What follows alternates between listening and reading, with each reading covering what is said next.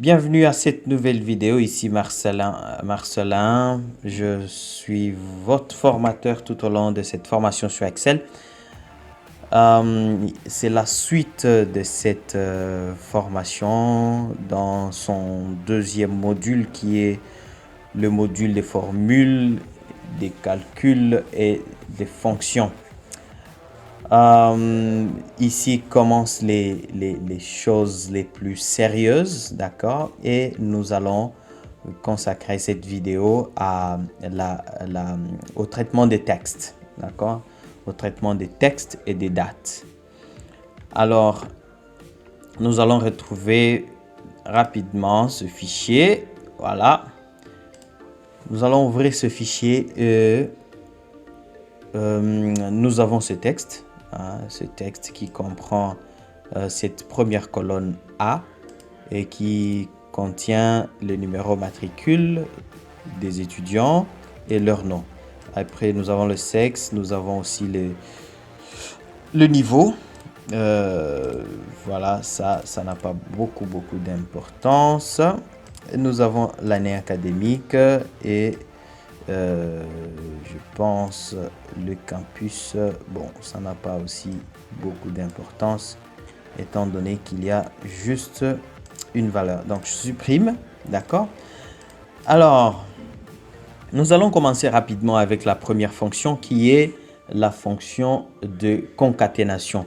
La fonction de concaténation nous permet en fait de composer une seule valeur à partir de plusieurs colonnes.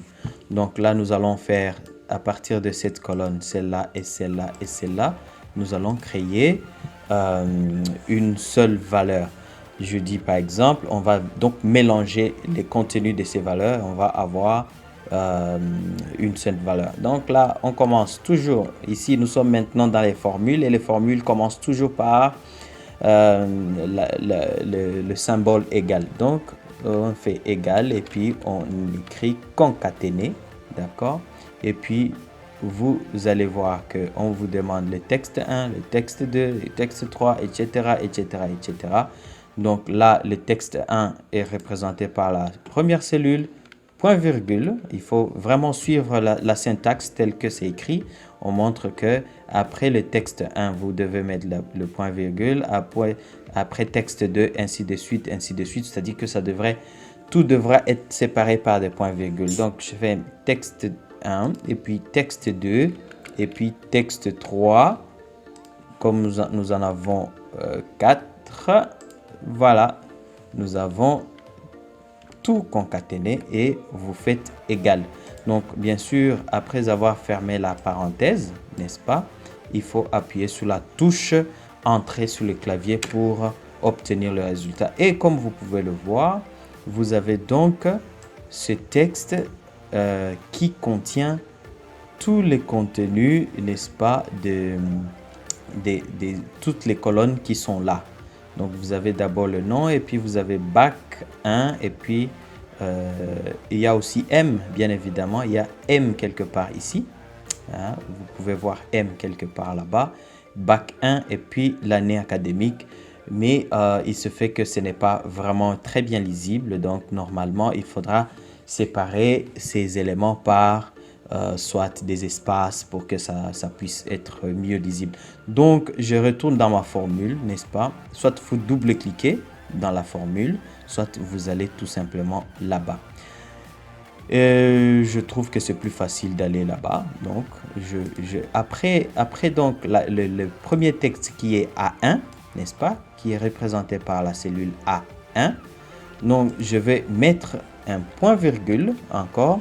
Et cette fois-ci, je vais mettre des guillemets, deux guillemets. Un guillemet qui ouvre et un guillemet qui ferme. Et à l'intérieur de ces guillemets, je mets un peu d'espace. OK? Je fais la même chose. Je fais la même chose après B1. Je fais la même chose après C1. Et puis, ce sera tout. Maintenant, on voit très bien que c'est mieux. Vous avez le nom et puis espace M, espace bac 1, espace 2023. Mais si vous voulez, vous pouvez aussi placer du texte à l'intérieur, hein. Donc là, vous avez le nom et puis vous pouvez mettre de sexe, hein, de sexe. Voilà, il va mettre le sexe. C3, ce sera qui étudie par exemple, et qui étudie en étudiant 2, hein, on peut mettre étudiant de bac 1 et puis on va mettre de l'année académique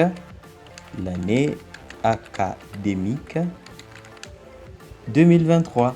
Donc maintenant, je viens de construire une certaine phrase qui a plus ou moins un sens. Donc là, nous avons cet étudiant de ce numéro matricule et de sexe masculin, M comme masculin, sexe M, étudiant de bac 1 de l'année académique 2023, ce qui est très bien. D'accord? Et ça, nous allons faire la même chose si on tire. Vous allez voir qu'il va composer à chaque fois des phrases en fonction de, justement, de toutes les données qui se trouvent dans les colonnes précédentes. Une autre chose que nous pouvons faire ici, c'est par exemple remplacer le M par le sexe masculin ou féminin. Et donc, on va repérer, n'est-ce pas, ici M. M, il est où? C'est de sexe B1, d'accord? Cette fois-ci, on va introduire une autre formule qu'on appelle si, hein? Donc là, je vais d'abord quitter. Et nous allons mettre ici, dans cette colonne G, nous allons mettre une formule qui s'appelle si. Si. Alors, si, là, ça sera B1, qui représente justement la colonne des sexes. B1 est égal à M, n'est-ce pas? Nous allons afficher le texte masculin. D'accord? Sinon, ce sera bien évidemment féminin. Féminin. D'accord? Voilà. Pour ce cas, c'est masculin. Et pour les autres, évidemment, on aura féminin quelque part, féminin quelque part. Donc, nous pouvons intégrer, voilà, c'est la deuxième formule, les si. Hein, d'accord? Nous avons si là-bas.